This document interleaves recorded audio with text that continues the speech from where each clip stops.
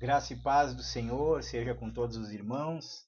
Nós vamos meditar na palavra do Senhor neste momento.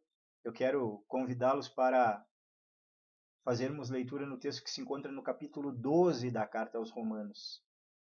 Romanos 12, dos versículos 1 ao versículo 2. Repetindo, Romanos 12, 1 e 2, aonde nos diz assim a palavra do Senhor. Rogo-vos, pois, irmãos, pelas misericórdias de Deus, que apresenteis o vosso corpo por sacrifício vivo, santo e agradável a Deus, que é o vosso culto racional.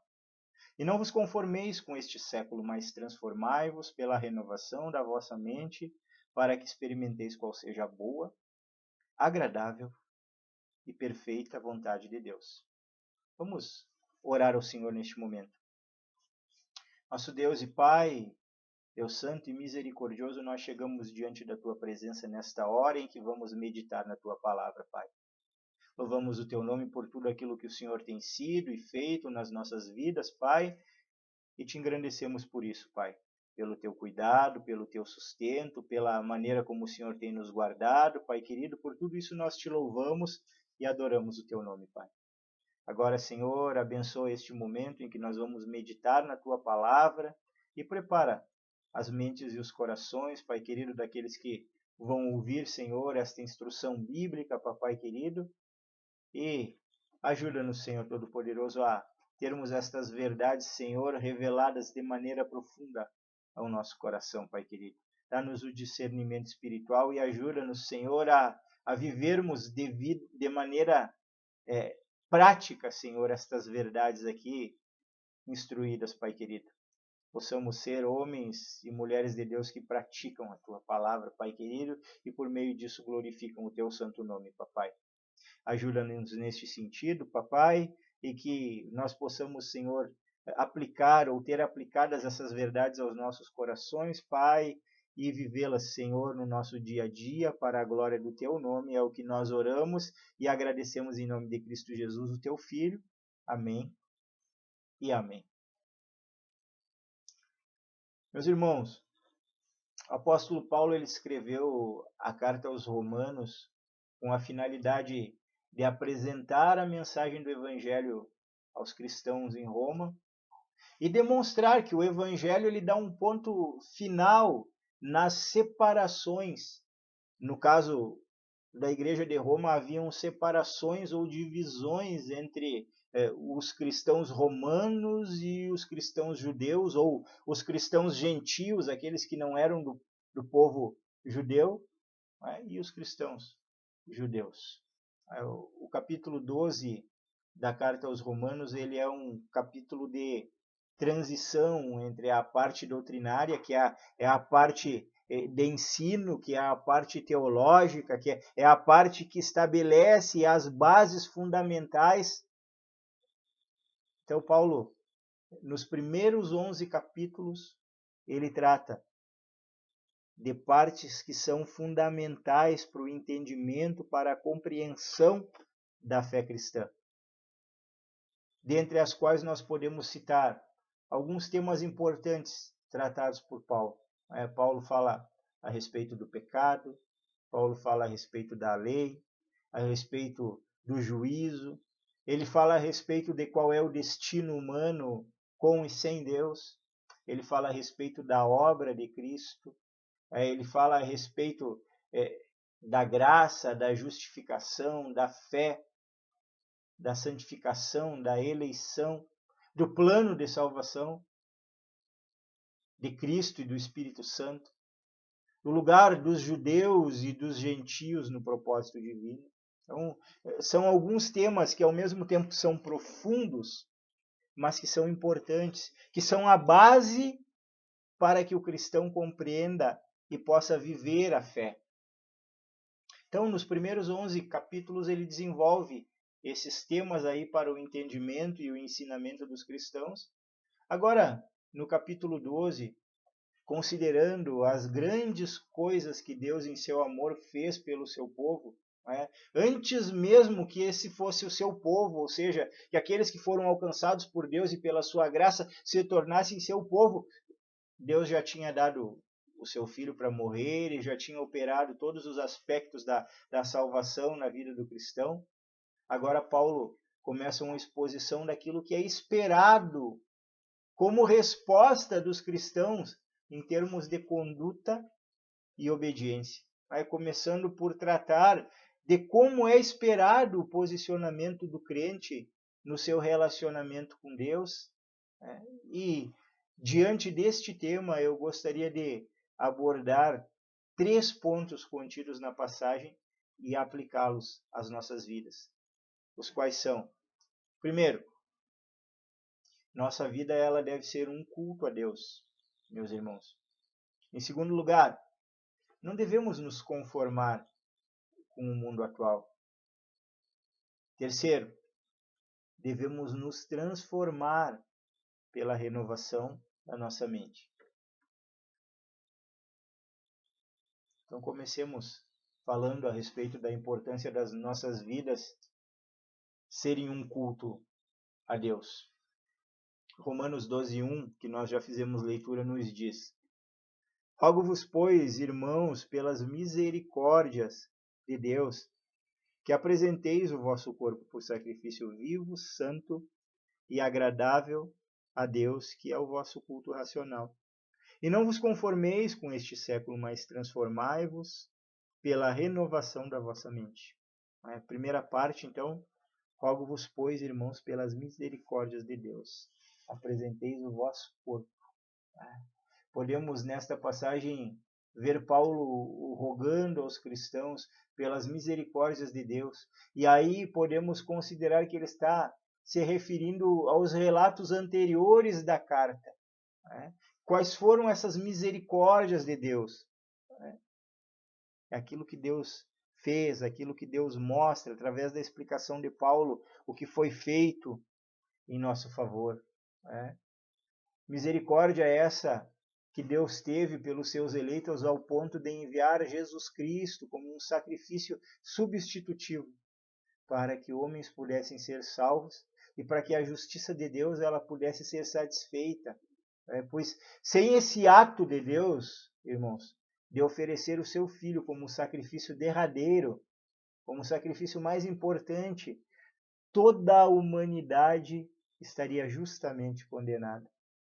O que Paulo está dizendo aqui é que devemos considerar este e tantos outros atos de misericórdia de um Deus que faz porque a sua essência é amor, porque nós não temos nada em nós mesmos que possamos oferecer a Deus para convencê-lo a nos perdoar, a nos salvar, a nos abençoar ou fazer qualquer outra coisa por nós. Nada que nós possamos fazer pode convencer a Deus. Por isso, a base do nosso relacionamento com Deus deve ser apresentar a nós mesmos. E aqui, quando nós olhamos para o texto, nos parece que Paulo ele faz uma comparação entre o sacrifício do Antigo Testamento, sacrifício de animais, sacrifício levítico, onde animais eram oferecidos para fazer a propiciação pelo pecado do homem. O homem pecava. O pecado aponta para a morte. Quando o homem pecava, alguém tinha que morrer para que o homem fosse perdoado. A expiação era feita dessa maneira. Então, o homem ia lá, aquele que pecou contra o Senhor ia lá e levava um animal, uma ovelha, um bezerro, um animal de pequeno porte, talvez uma pomba, dependendo das posses e das condições de cada um. Ele ia lá e colocava a mão sobre o animal, representando que ele estava transferindo o pecado dele para o animal. E o sacerdote vinha e matava aquele animal, derramava sangue daquele animal. Isso aí representava a substituição do homem, do pecado do homem, agora feito propiciação, porque um tinha que morrer e quem morreu no lugar foi o animal. Esse tipo de fato ou de sacrifício apontava para Cristo. E com Cristo cessou. Porque Cristo se sacrificou uma única vez por toda a humanidade. E a maneira como nós devemos de nos apresentar perante Deus, na nossa forma de cultuá-lo, é essa maneira, semelhante à maneira de Cristo, como um sacrifício. Não que nós tenhamos que morrer. Jesus já morreu pelos nossos pecados. Ele já pagou o preço do pecado. Mas agora nós temos que entender que diante de tudo aquilo, inclusive desse sacrifício doloroso, desse Deus santo e justo e inocente por nós, agora nós também temos uma responsabilidade de apresentar a nossa vida como um culto. Os termos usados por Paulo aqui, santo, vivo, santo e agradável a Deus, nos remetem a uma vida de adoração e serviço ao Senhor constante, não é ocasional. A nossa vida é uma vida de adoração a Deus a cada momento do nosso viver. Ou seja, a nossa vida deve ser um exemplo de santidade, deve expressar as características de alguém que é nascido de novo, a cada momento das nossas vidas. Porque esse termo utilizado por Paulo aqui, sacrifício, ele sugere algo que não pode voltar atrás. Um sacrifício, depois de oferecido, ele não pode retornar. Assim como cada animal que era imolado não podia voltar atrás, assim como o sacrifício de Cristo não pôde voltar atrás, assim deve ser o nosso relacionamento com Deus. Deve ser progressivo, não pode voltar atrás, ele deve seguir em frente, um processo de santidade, de adoração constante, vivo ao Deus Todo-Poderoso. Nessa progressividade relacional, nós vamos encontrar alguns aspectos do nosso relacionamento com o Senhor que Paulo nos orienta a considerar, o que nos encaminha para o nosso segundo ponto, que diz que nós não devemos nos conformar com o mundo atual. Aí a parte A do versículo 2, onde está escrito: e não vos conformeis com este século.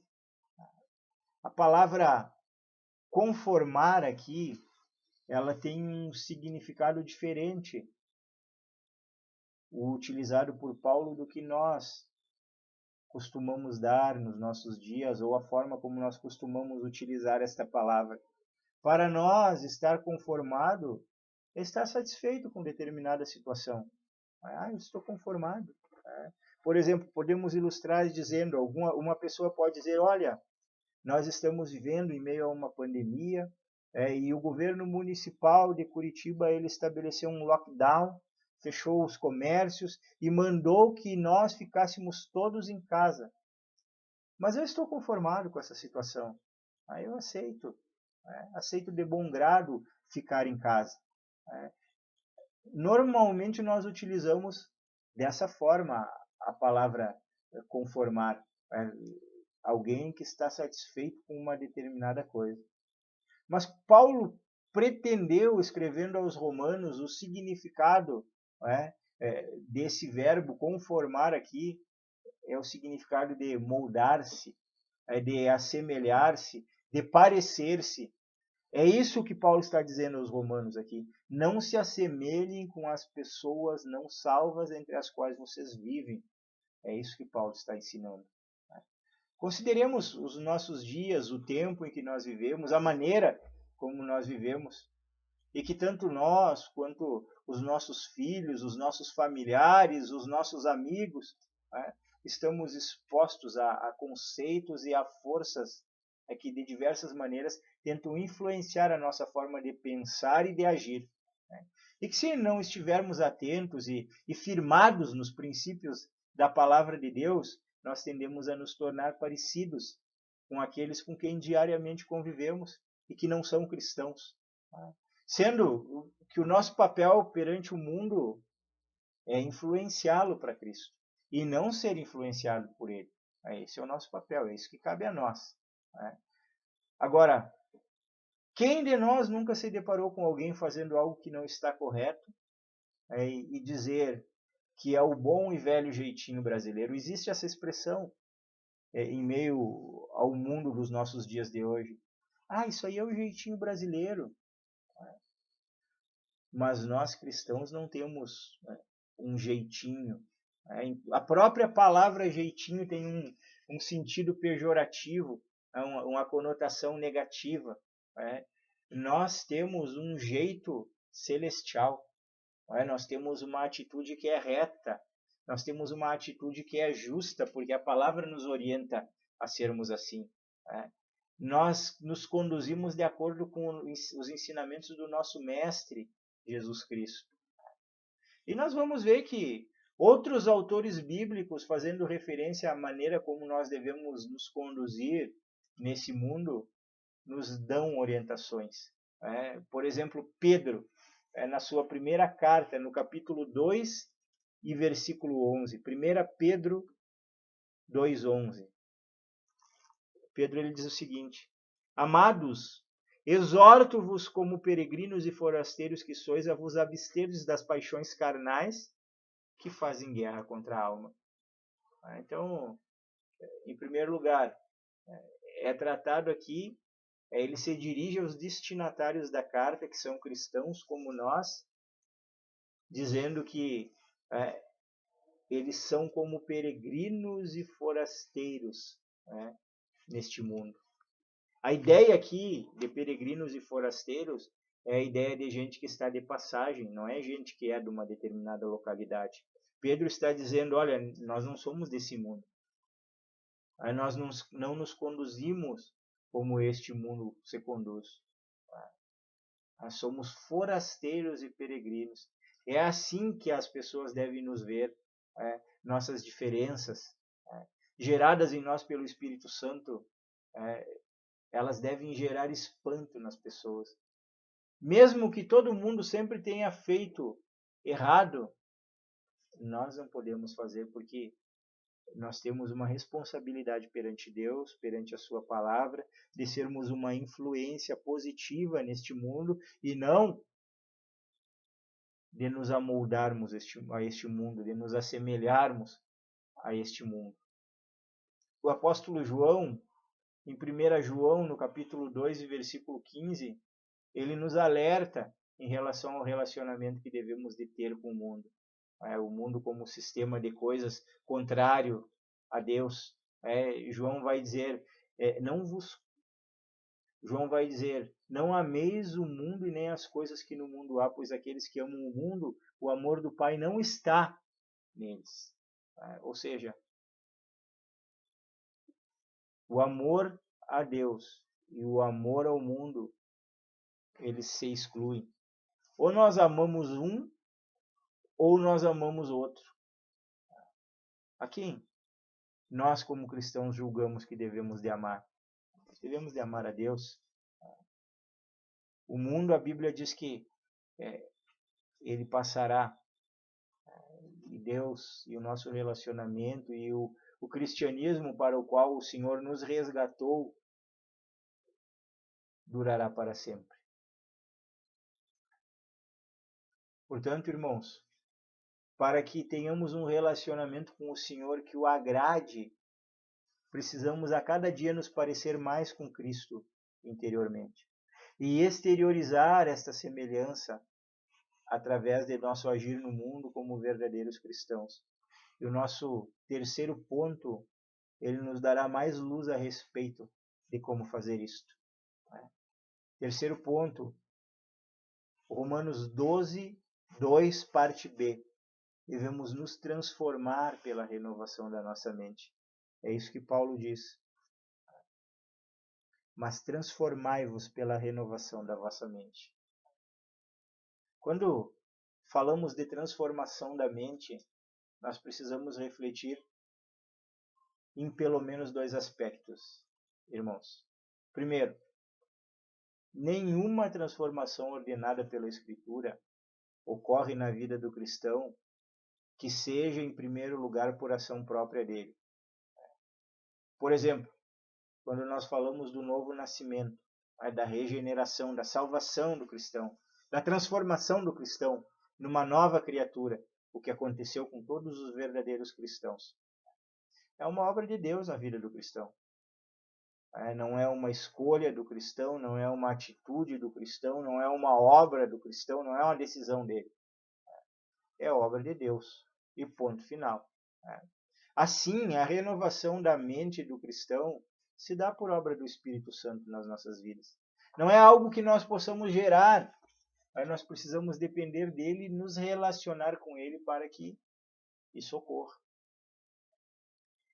Agora, o segundo aspecto é que, apesar de não podermos gerar a renovação da nossa mente, no momento que nós fomos restaurados por Deus, transformados, nascemos para uma nova vida em Cristo, agora há um aspecto dessa renovação da mente que depende de nós.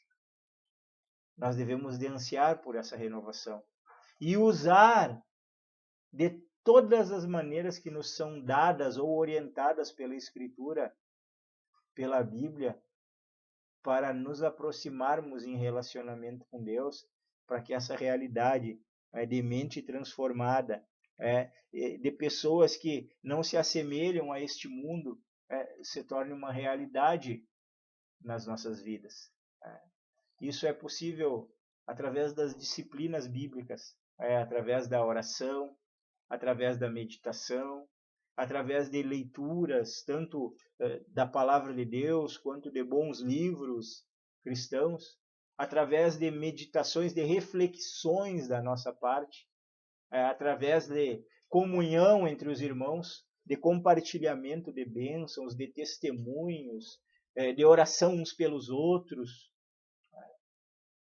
pois a busca é o aspecto que diz respeito à responsabilidade humana.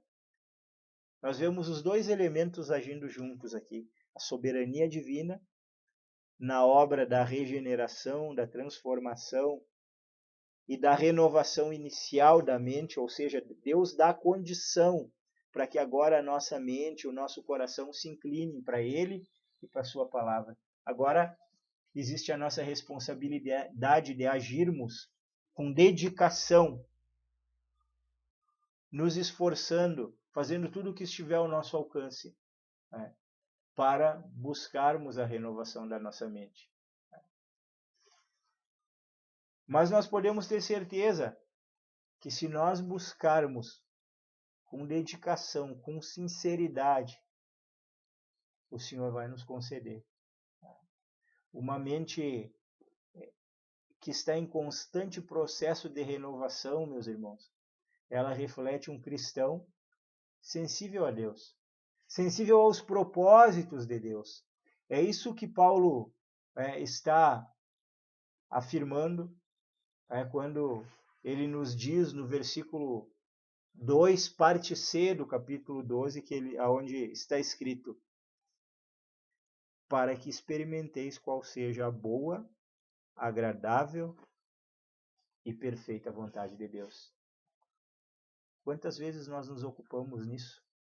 Em saber a vontade de Deus? Quantas pessoas questionam esse fato? Como saber a vontade de Deus?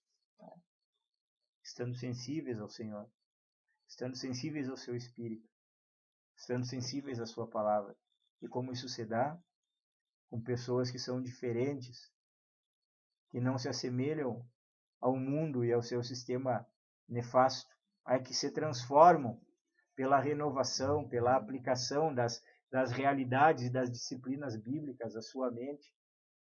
Verdades e disciplinas essas que transformam, que moldam todo o nosso ser e que nos assemelham com Cristo.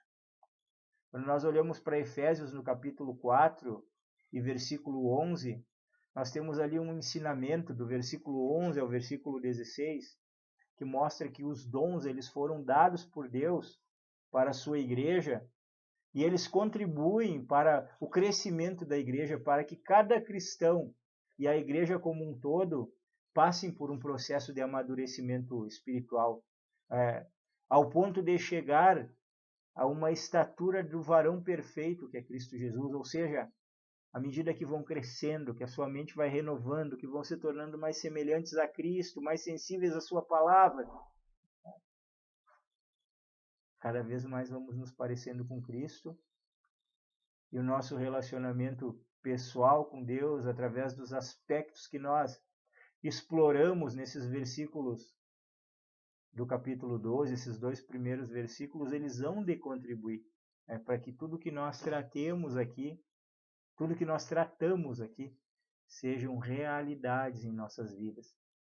E que assim nós possamos viver a cada dia de maneira a glorificar o Senhor. Eu quero concluir neste momento, meus irmãos.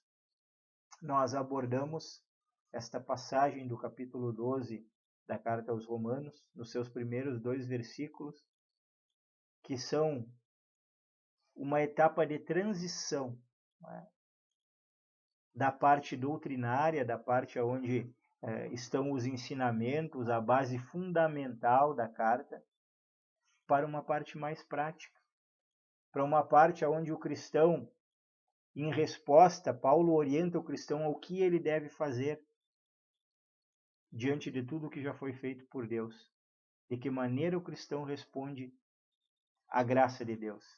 E aqui Paulo nos fala que, ou nos ensinou no decorrer desta breve passagem de 2 versículos, que diante de tudo que o Senhor fez por nós devemos de viver uma vida culto ao Senhor, apresentando os nossos corpos como sacrifício vivo, santo e agradável a Deus, que é o culto da nossa razão.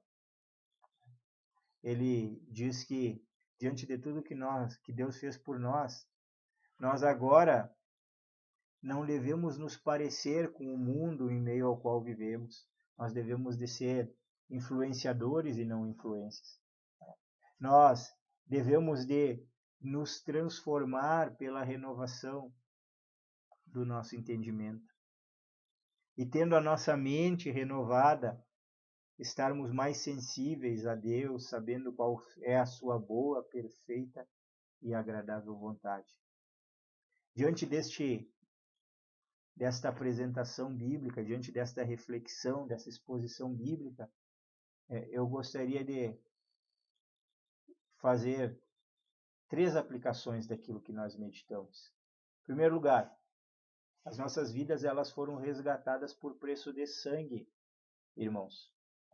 Sangue inocente, é o sangue do nosso Senhor Jesus, que era justo, que era reto, que nunca cometeu nenhum pecado, foi vertido em nosso favor. Por isso nós devemos de viver as nossas vidas com gratidão ao Senhor, como sendo um verdadeiro culto a Deus a cada momento das nossas vidas. Lembremos que a maneira como conduzimos as nossas vidas é um culto que nós estamos oferecendo a Deus, e conduzamos ela de maneira agradável ao Senhor.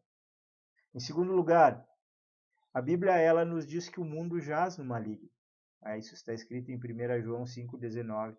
E que a aparência do mundo ela passa. Isso está escrito em 1 João 2,17.